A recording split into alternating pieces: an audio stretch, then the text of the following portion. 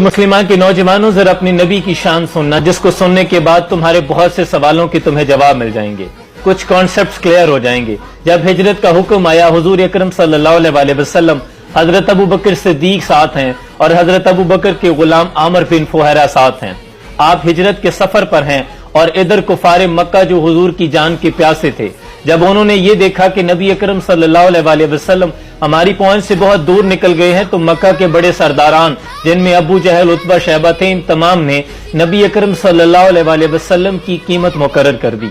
ये ऐलान करवा दिया कि जो कोई भी हुजूर अकरम सल्लल्लाहु अलैहि वसल्लम को गिरफ्तार करके ले आए या माज़अल्लाह सुम्मा माज़अल्लाह उनको कत्ल कर दे, उसे 100 ऊंट इनाम में दिए जाएंगे।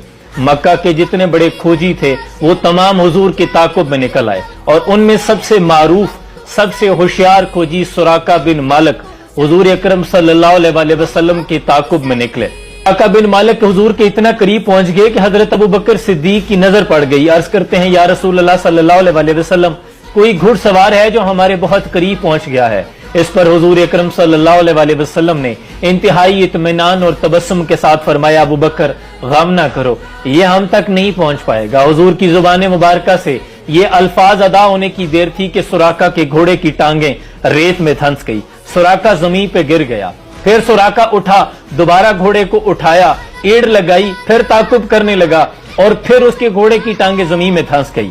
सुराका परेशान हो गया, इसने तीर निकाले जिनसे ये फाल निकालता था कि क्या इन मुसाफिरों का पीछा करना, ताकुब करना मेरे फायदे में है या नुकसान में है, जबकि फाल भी सुराका के इरादे के खिलाफ निकली।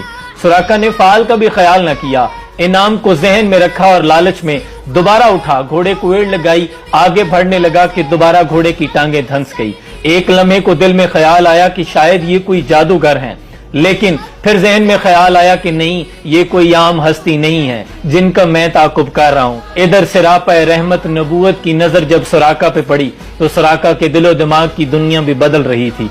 सुराका कहने लगा कि ए अल्लाह के रसूल, आप दुआ फरमा दीजिए मेरे घोड़े की टांगे निकल आए, मैं आपको कोई नुकसान नहीं पहुंचाऊंगा। हुजूर ने दुआ फरमाई, सुराका के घोड़े की टांगे निकल आई।